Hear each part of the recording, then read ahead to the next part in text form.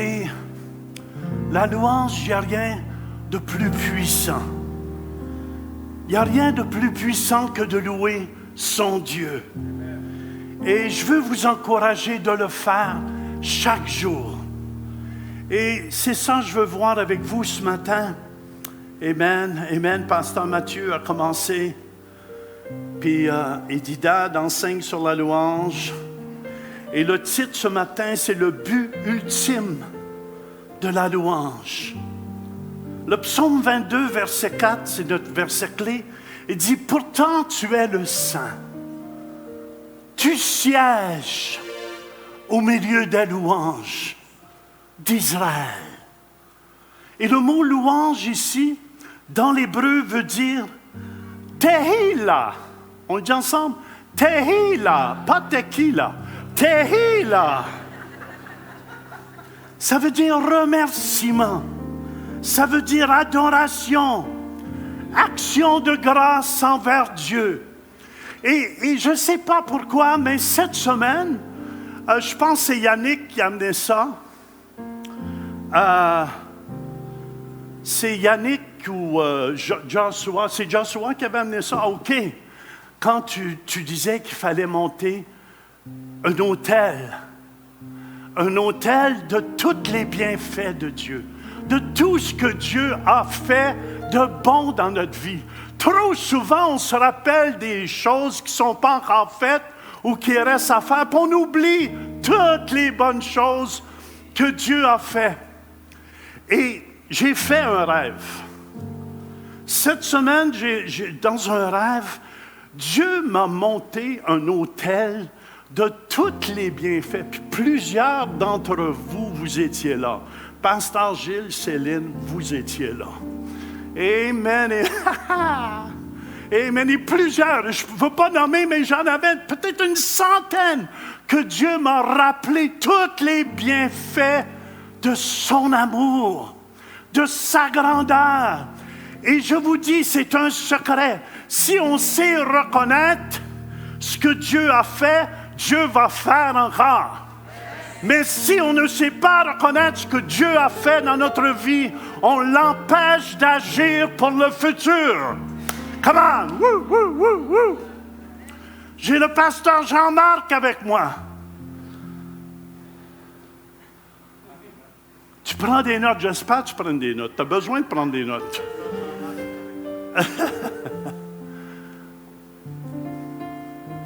Pierre, il me racontait des temps qu'on a eus dans le passé ensemble. Puis il dit, j'ai assez ri. Il dit, je riais tellement quand je pensais à telle chose. Avec un prédicateur qu'on a travaillé ensemble. Et vous savez, c'est important qu'on se rappelle des bienfaits, des bonnes choses. À ton voisin, des bonnes choses. Il y a 3 aspects de la louange que je veux voir avec vous ce matin. C'est l'aspect intérieur, où l'adorateur est personnellement touché. Deuxièmement, c'est l'aspect horizontal, où l'on communie avec les autres dans l'assemblée. Et troisièmement, ça va être l'aspect vertical, où l'adorateur communique avec Dieu. Mais le premier aspect que je veux regarder avec vous, c'est l'aspect intérieur. La louange libère nos cœurs. La louange libère nos cœurs. La critique remplit nos cœurs et bouche le tuyau. Amen. Il y avait notre frère Bruno Descartes qui me disait au premier service ce matin, ses tuyaux étaient bloqués chez lui. Et ça a pris le plombier pour venir débloquer. Mais la louange, c'est comme un plombier qui vient débloquer ce qui est bloqué dans votre vie. Amen. C'est comme ceux qui ont des piscines. Au printemps, on donne un bon coup de chlore dans la piscine. Ceux qui ont des piscines. Puis l'eau est toute brouillée souvent. Et quand on lui donne un choc, on appelle ça un choc, l'eau commence à devenir claire. Et quand vous louez Dieu, on dirait tout se clarifie. On dirait c'est il y a des gens qui sont introvertis. Beaucoup de gens me disent, Jean, tu es introverti. Non, je suis extroverti. Amen, amen, amen. Quelqu'un qui est introverti, écoutez bien, pour Dieu, je crois que c'est quelqu'un qui est en amour so-so avec Dieu.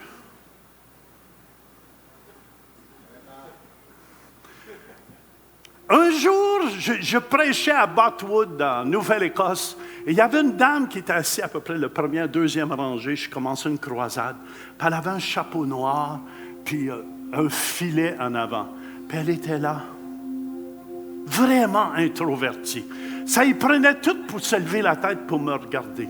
Puis quand elle savait, je la regardais abaisser la tête.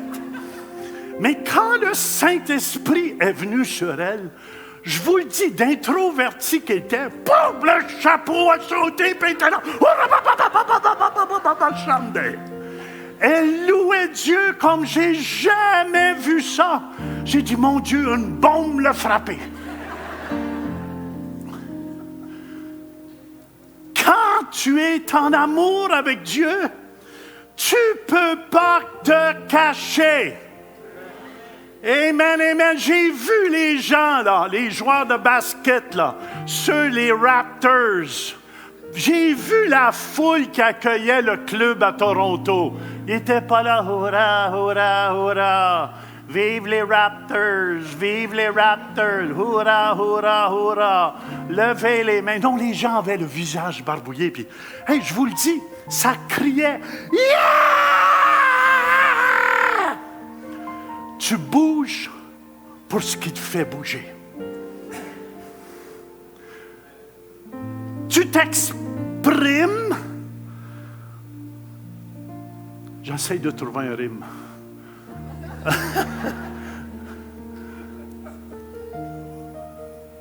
Pour ce qui touche ton cœur. Je n'ai pas trouvé de rime, c'est pour ça.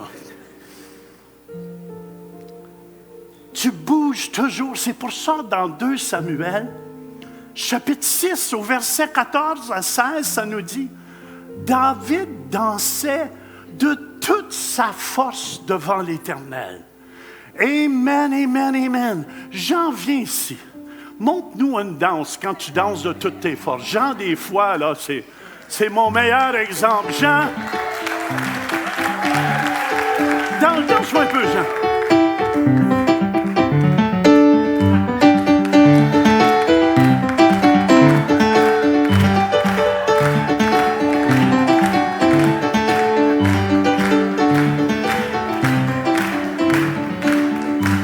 C'est bon, Jean, tu peux aller t'asseoir. Amen. Merci.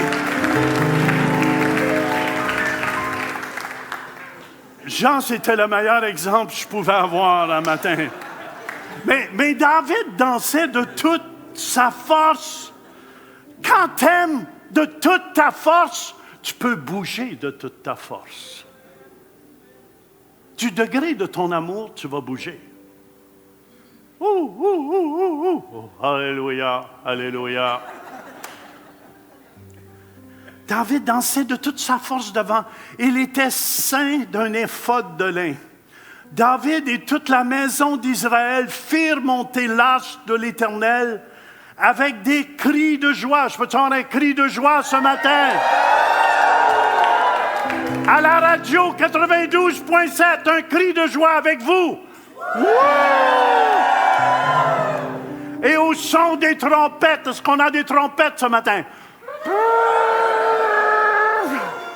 Comme l'arche de l'Éternel entrait dans la cité de David, Michal, fille de Saül. Michal, fille de Saül. Ma femme, c'est drôle que c'est écrit fille de Saül. Il aurait pu dire c'est la femme de David, vrai ou faux? Parce que Michal, elle avait sur sa vie l'esprit de son père et non l'esprit de son mari. Amen. Ça dit, je dis à ma femme, c'est-tu drôle, hein? Ça dit fille de Saül. Moi, j'aimerais ça qu'ils disent, hey, t'es à ma femme au moins. Amen, amen, amen. Pas la fille de Gaétan. filles d'Israël regardaient par la fenêtre et voyant le roi David sauter et danser. Écoute, il ne faisait pas juste danser, le gars-là. Quand quelqu'un saute, il a de l'air encore plus fou. Sauter et danser devant l'Éternel. Elle le méprisa dans son cœur. Amen. La louange, écoutez bien, libère les constipés. Quand tu es purgé et ça sort, ça fait du bien, ça libère. Ça te rend libre après. Ça te rend libre après. Amen, amen, amen. La louange libère. Alléluia. Quand c'est bouché. Amen, amen.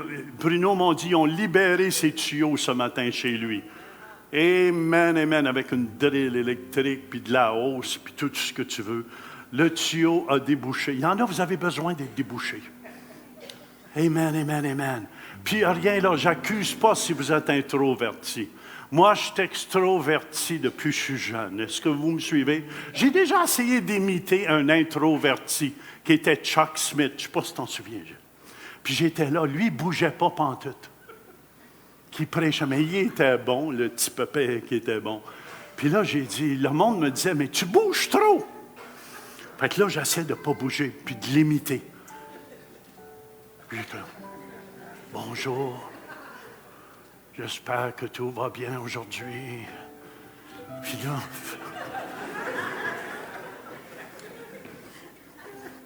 là,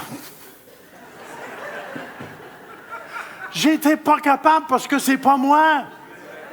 Faut s'accepter pour qui on est. Amen. Hallelujah. La louange, ça libère.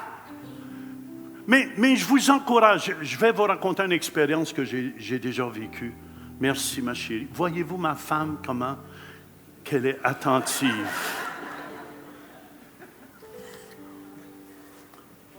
Après 70 ans de mariage, c'est ça qui se produit. Tiens, ma chérie, l'onction est là.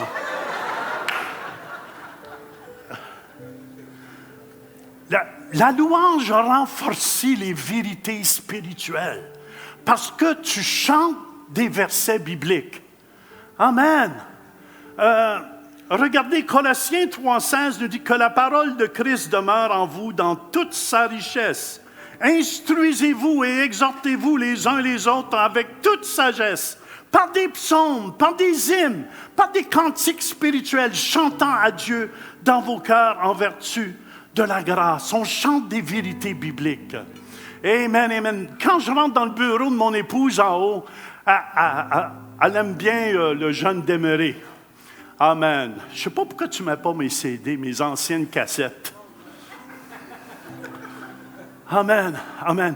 Puis souvent, M. Desmarais chante « Quel ami fidèle et tendre ». Puis, juste chanter ça un petit bout, ça montre qu'on a un vrai ami en Jésus. Amen.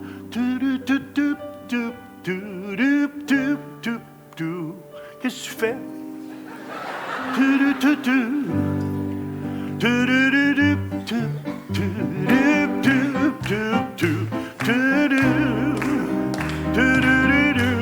La.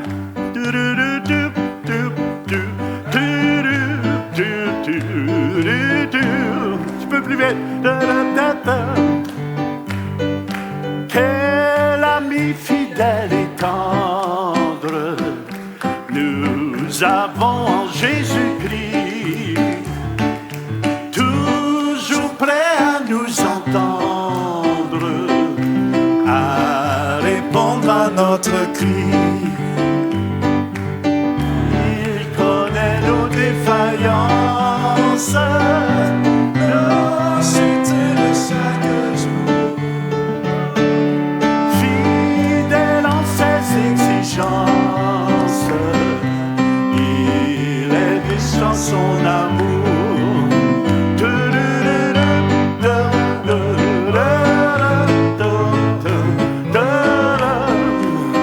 Da da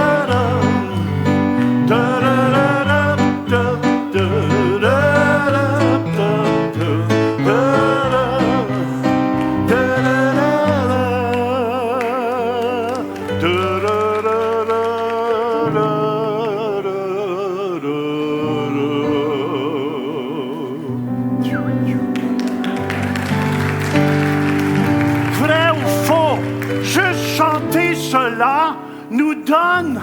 Ouah! J'ai un ami! J'ai un ami fidèle. Amen. Puis c'est ça l'importance d'avoir de la louange à la maison. Amen. On devient à l'image de celui que nous louons. 2 Corinthiens 3:18, c'est le verset de ma femme favorite. Nous tous donc le visage découvert. C'est pour ça que je lui demande de ne plus mettre de maquillage. C'est une farce. Parce que je ne veux pas partir d'une mode ici.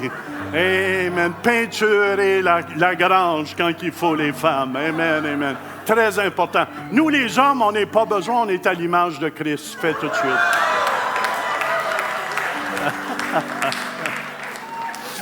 Je suis content. Elle ne m'a pas manqué à Québec, hein, l'autre jour. Hein. C'est moi qui ai le micro, bébé.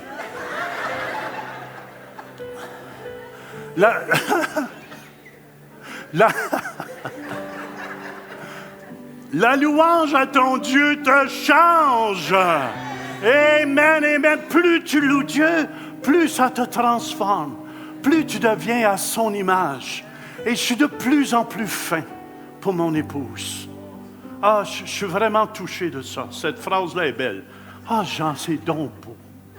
Mais ça me touche de plus en plus. Je vois mon épouse aussi. Je rentre dans son bureau. Amen. Elle a toujours un chant chrétien qui joue. Le matin, à 5h, 6h le matin, on met sur YouTube, on a un piano qui joue d'adoration. Il y a l'atmosphère de prière quand je me lève. Et comme je suis toujours de bonne humeur, je vois ma femme qui se lève après moi, je peux lui dire « Bonjour, ma chérie. J'étais dans les lieux célestes avant que tu arrives. » C'est merveilleux. C'est merveilleux. Amen. Mais on crée une atmosphère dans la maison. Amen, amen, amen. Il y a une atmosphère de prière. Alléluia. On devient à l'image de celui qu'on loue. C'est pour ça, ceux qui sont de mon âge, amen, qui avaient Elvis Presley, je ne sais pas s'il y en a qui se souviennent, tout le monde essayait d'imiter Elvis, en tout cas quand j'étais jeune.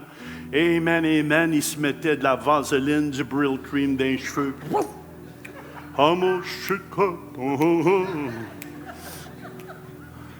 Et on ressemble à notre idole. C'est pour ça, nous, on ressemble à notre Dieu dans la louange. Alléluia! C'est pour ça, c'est important.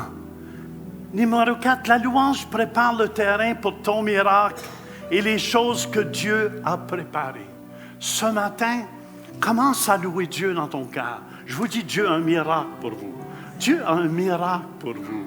Dieu a un miracle pour vous. Je disais au pasteur Dora, parce que je vais être au Togo à la fin du mois, au début du mois d'août, et amen, amen, je m'attends à plein de miracles. La louange prépare la louange prépare le terrain pour les miracles. Amen, amen, amen. Josué, qu'est-ce qu'il fait en arrière? Il amène une atmosphère. Psaume 50, verset 23, nous dit « Celui qui offre pour sacrifice des actions de grâce me glorifie, dit Dieu. Et à celui qui veille sur sa voie, à continuer à louer le Seigneur, même quand vous ne comprenez pas. Amen. Je ferai voir le salut de Dieu. Le mot salut ici veut dire, je ferai voir la guérison. Je ferai voir la prospérité, la délivrance. Alléluia! C'est pour ça qu'on doit louer 24 heures sur 24. Des fois, on ne comprend pas toujours ce qui se passe. Est-ce que vous me suivez? Mais dans la louange, on reste connecté. Mais dans la critique, on bouche les tuyaux, amen, amen, qui nous empêchent d'être connectés et de recevoir aussi. Deuxièmement, l'aspect horizontal de la louange. Ça crée l'unité dans l'esprit. Un jour, j'avais un ami, un pasteur anglican. Merci, ma chérie. Un pasteur anglican du nom de Keith Dickerson, qui est un bon ami à moi. Et il m'a appris à louer un jour le Seigneur. Et c'est drôle, j'ai connecté Mes anciens musiciens, je l'ai déjà emmené Alain, ici, Beauregard, un guitariste, puis à Gilles Collin, un peu, de Montréal, et c'est un bassiste. Mais je vais vous dire où est-ce qu'on a connecté les trois ensemble le plus.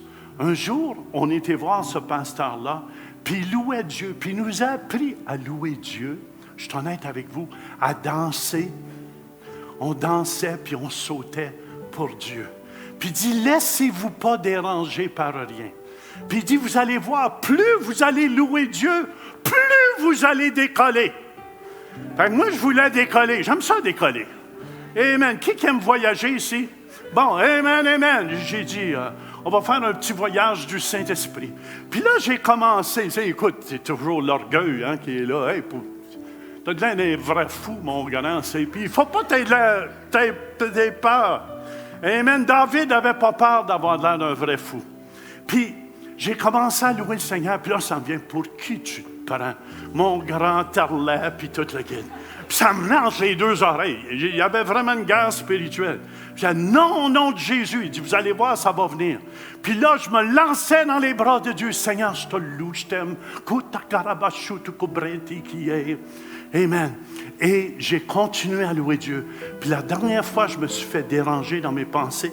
C'est comme un gros serpent qui rôdait autour de mon pied. Puis là, j'ai dit, Satan, c'est fini de m'avoir. Puis là, on a décollé. Le guitariste, le bassiste, puis moi.